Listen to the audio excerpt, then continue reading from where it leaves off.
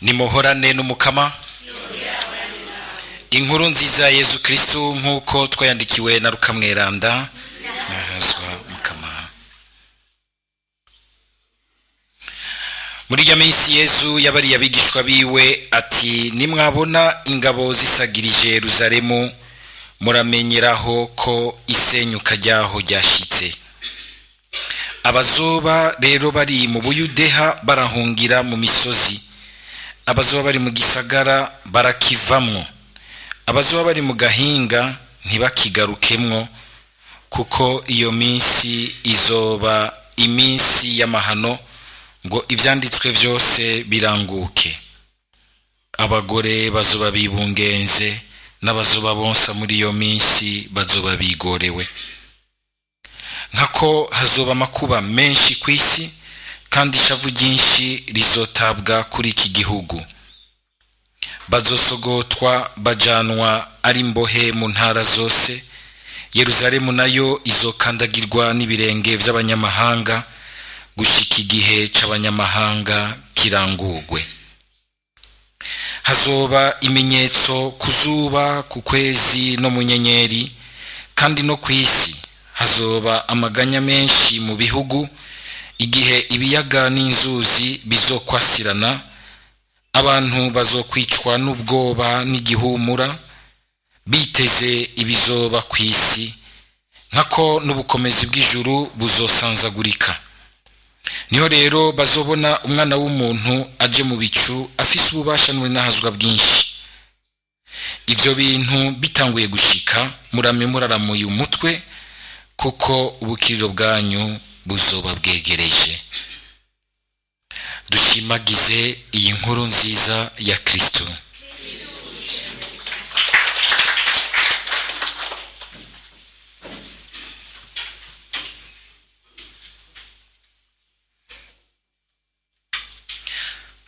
Amajambo y'Imana turiko turumviriza muri iyi minsi nkuko tumaze iminsi tuyabona, n'amajambo y'Imana akoresha imvugo nshushanyo nyinshi. Mbere Yesu wewe ariko aravuga nk'ibi bihe vya nyuma nogira ntibizoza bisa nibije imbere gatonya y'ihindukira ryiwe, ukabona yuko afatanya nako ni Luka bidushikiriza uko afatanya ibintu vyinshi. Murumvise nk'ubu ingene muri iki gisomwa ca mbere, cyo gituma gusoma amajambo y'Imana nkaya akoresha imvugo z'ivyahishuriwe, imvugo twita apocalyptique, bisaba kuyitondera, kuko Yesu nkuko tubibona ubwa mbere arakoresha imvugo. Ijambo ry'Imana rikatwereka yuko avuga akoresha imvugo, ariko aragenda nawe nyene ku musozo w'ubuzima bwiwe hano kw'isi, agomba kuja kutwitangira. Ari nko ku musozo w'ubuzima bwiwe, ariko kandi murumvise ingene nko muri iki gisomwa aheza agafatira kw'isenyuka rya Yerusalemu. Kandi koko ibi Yesu yavuze vyarabaye. Harageze igihe Yerusalemu irasambugwa, irasanzara, igisengero kirasanzara, kimwe nyene bari basubiyemwo neza bavuye i Babylon, kirasanzara cose. Ibi rero Yesu akabivuga, agaca anabifatanya nawe nyene nuko ingene isi, ubukomezi bwayo, isi n'ijuru bizosanzagurika bigahera, imbere yuko aza agacagira ati hazoba ibintu biteye ubwoba gose kw'isi. Ivyo bizoba mu ntambara zizosenyura Yerusalemu, bigasa n'ibibura ingene ubukomezi bw'isi n'ijuru n'ivyaremwe bizoshobora gusanzagurika bigasenyagurika, ariko biriko birabura ihindukira rya Yesu Kristo mu burinahazwa. Hari ijambo cyasozera kakagira ati, ngivyo bintu bitanguye gushika, murame muraramuye umutwe, ngo kuko ubukiriro bwanyu buzoba bwegereje. Kuko azoba agira hindukire mu buninahazwa, kubazoba baramukurikiye n'igihe c'akanyamuneza. ni igihe cyo gushingirwa intahe, ni igihe cyo guhimbagwa no kubona Yesu Kristo, kubona umwami wacu mu buninahazwa, uwo abatari bake bazoba bararushe barindiriye mu mibabaro, mu mageragezwa menshi, ariko bakihangana bakabirengera, ntibatukwemera, ntibihakana umukama, niko bakabona amabi menshi ariko bakihangana gushika arindagaruka. Mu gisomwa ca mbere naho mu vyahishuriwe umutumwa nako mu vyahishuriwe Yohani, nawe nyene atwereka ngo ingene Roma izosenyuka. Mugabo nkuko tuzi ko yandikira abakristo bariko barahamwa, acavugisha ikindi gisagara citwa Babiloni ingene cyasenyutse. Ntavuga Roma kuko nka yuko abanyaroma boca bakaza uruhamo rwari ku bakristo.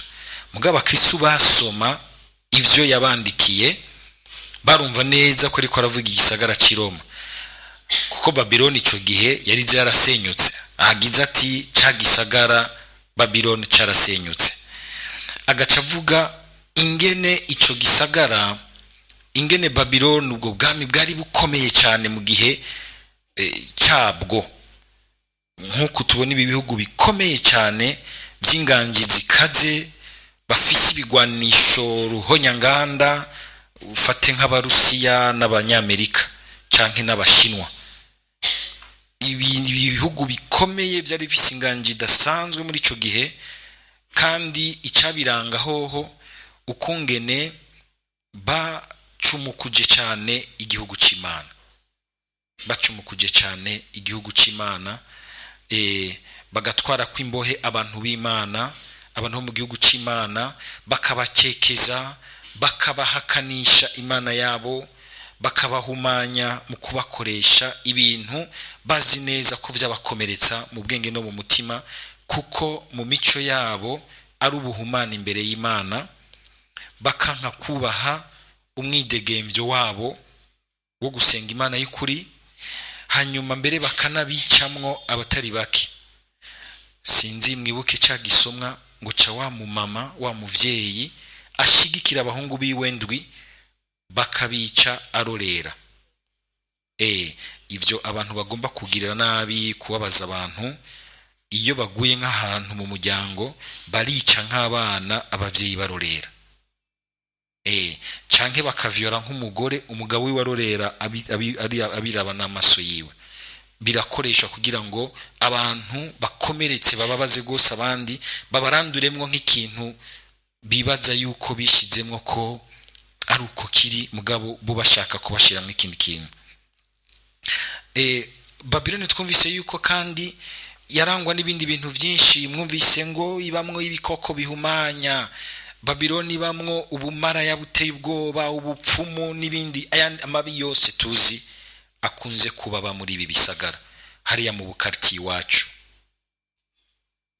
hariya mu mahoteli, mwana amakarti yuzuye amahoteli, hariya mu biki, ibintu vyinshi vy'ingeso zigwanya ubuzima bw'Imana mu bantu. Sivyo gusa Babiloni tuyivuge gute kandi ni ico kintu cyose nugira nikigomba guhindura imico, cyane cyane guhindura imico, kikagomba gukandamiza abantu, kubacokezamwo vyanse bikunze mu bwenge no mu mitima, mu kubaho no mu gushaka kwabo imico itandukanye n'imico y'inkuru nziza y'Imana. Uyu munsi bireze kandi ntivyoroshe, ntivyoroshe, biriho muri ibi vyose twumva vya mondialisation, ngo nouvel ordre du monde, biriho mu bintu vy'ivyiyumviro biraho hanze, ivyiyumviro vyo mu kibano, ivyiyumviro vy'intwaro, ivyiyumviro vya politike, ivyiyumviro vyinshi, ama ideologie menshi, ugasanga arimwo ikintu cyo kugomba kurandura mu bantu ingingo y'Imana, kubashiramwe imico mishasha. Kenshi bakunze guca bayita ngo ni moderne, va mu bintu vya kera, ba moderne bugezweho. Suko bigezweho vyose ibintu moderne ko ari bibi, mugabo kubikenguza neza kugira ngo umuntu yumvemwo ibiroranye imbere y'Imana. Paulo akagira ati mumenye gusuzuma imitima yose kugira ngo muzigame ibiroranye imbere y'Imana, ibitaroranye imbere y'Imana umuntu akavyiyama akamenya kuvyigizayo mu buzima bwiwe uko abishobora kose. Nuko kenshi rero nkuko tubibona umuntu wese agomvye kuba mu ngiro, mu nyifato, mu mico n'imigenzo y'ijambo ry'Imana ntiyoroherwa muri ubu buzima.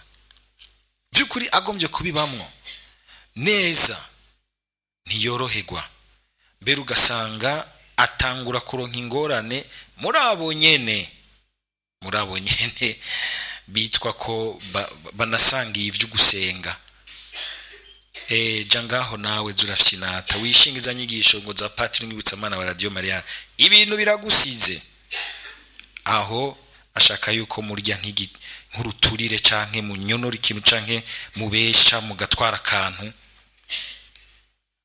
buke buke umutima ugateba ugatimbira mu nabi, ugasanga kujye bavura mu gifaransa ngo qui vole en neuf vole quoi, finit par voler en bœuf.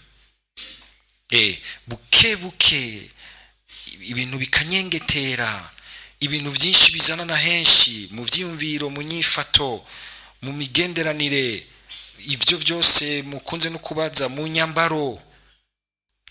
Hari inyambaro ziza nazigomba guhindura imico y'abantu, ibintu vyinshi kuma iri kugwenge. Bikira Mariya ikibo yaravuze ati, hari ijambo yigeze kuvuga nuko nacenda rironka neza kungene yarivuze ngo ukwemera n'ubuhakanyi bizoza mu buryo bunyegeje buhishije udacusho kubibona ubwo nyene. Kwemera n'ubuhakanyi bizoza umenga biracangatiranye, ari naho burya kugira ngo ibintu bene ivyo umuntu ashobore kubitsinda nukwama umuntu agavye mu gisabisho. Kenshi kugaruka mu gisabisho kandi atari cya gisabisho cyo kuvuga ibisabisho umuntu akondagura yiruka heza, mugabo azirikana araba ibintu imbere y'Imana, avyumviririza amajambo y'Imana, yisuzuma agaruka kugira ngo ntasange buke buke ikibi, umwijima, ububeshi, uruhendo rw'inosi rwaramwinjiranye rugateba rukamwiba ubucuti bwiwe bw'ukuri n'Imana. Babiloni rero isenyuka kubera yuko yashingiye yiyubakiye ku bintu bidashobora kurama. Tugere Kristo mu buzima bwacu nivyo turaba mu bintu kandi by'ubuzima bwa misi yose bizorangira, ariko Mukama akadutumira ati nubwo ubaho mu bizohera nivyo nyene shaka ko mu kubibamwo urondera ibitazohera, kurondera uwamahimana, kurondera imico n'imigenzo bihoraho kuko bishingiye mu guhoraho kw'Imana, kurondera Imana mu kuri, kugerageza kwiyubara kugira ngo ntidusange turica ubuzima bw'Imana muri twebwe no mu bandi. Iki gisomwa casozereye neza aho umumarayika arangiza agira ati ngo andikuti hahiriwe abatumiwe mu bugeni bw'umwagazi. Rya jambo duhora dukoresha imbere yuko tuza gusangira, barahiriwe abatumire b'Imana, barahiriwe abatumiwe mu bugeni bw'umwagazi. Mu guhindura gushasha igitabu cha misel dukoresha mu gifaransa niho bavuga bati heureux les invités au noces de l'agneau. Hahiriwe abatumiwe mu bugeni bw'umwagazi. Bitwibutsa rero ingene uko twitwareka kuza turasangira na Yesu Kristo bikadukomeza, bigaheza bikanadukingira gusanga Babiloni umenga iriko irica ubuzima bwacu mu mico mibi idahezagirwa n'Imana. Dusaba Mukama natwe rero kugira ngo ukuduhora tuza turitaba ubu bugeni bw'umwagazi mu nkuka z'imisa, bidukingire bidufashe kumenya aho dushingira by'ukuri imico yacu, ariko kandi tukaboneraho gusaba n'ubukomezi kugira ngo ibintu byose bisenyagurika, ibintu byose biri kubera twereka yuko biriko biraheza igihe cyavyo, ntibiduhitane. Tugire Kristo. Mwumvise ingene Yesu ariko aravuga ibintu by'intambara, imidugararo, ibintu bizoba byavuye bishika Yerusalemu. Ntabivuga ubwa mbere nko kumenga araryohewe no kuvuga ibintu bibabaje, ariko akerekana ati Yerusalemu izobisozereye igihe cyayo, hazuba hagire haze igihe gishasha.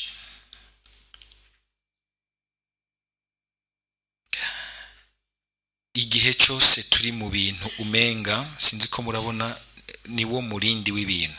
Ibintu hari igihe bitangura neza bigakura, hanyuma biheje igihe cyabyo bikagenda birata inguvu kugira ngo birengane haza ibindi bishasha. Iwacu, iwawe, mu buzima bwawe nibiki bikeneye guta inguvu ngo birengane bibise ibintu bishasha?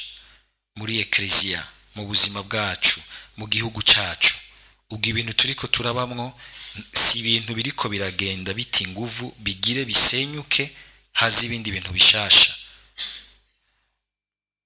Ubihagazemwo gute? Nk'uzojana navyo canke nk'uwiteguriye kujabuka mu gihe gishasha, nk'uteramiye koko igihe gishasha? Kuko ibintu byose bigenda birahindagurika. Nibi bintu byose mushobora kwibaza muti ibi bintu yayeye birahambaye nagahambaye, ico gihe nta womenye yuko intwaro y'abaromani yopfuye isenyutse. Nindi ukwibaza yuko nk'ubu nk'abanyamerika kigiye kimwe bashobora gusenyuka bagata inguvu intwaro yabo igomba kwiganzira isi igasenyuka, canke nk'abashinwa canke nk'abarusiya canke n'izindi ntwaro?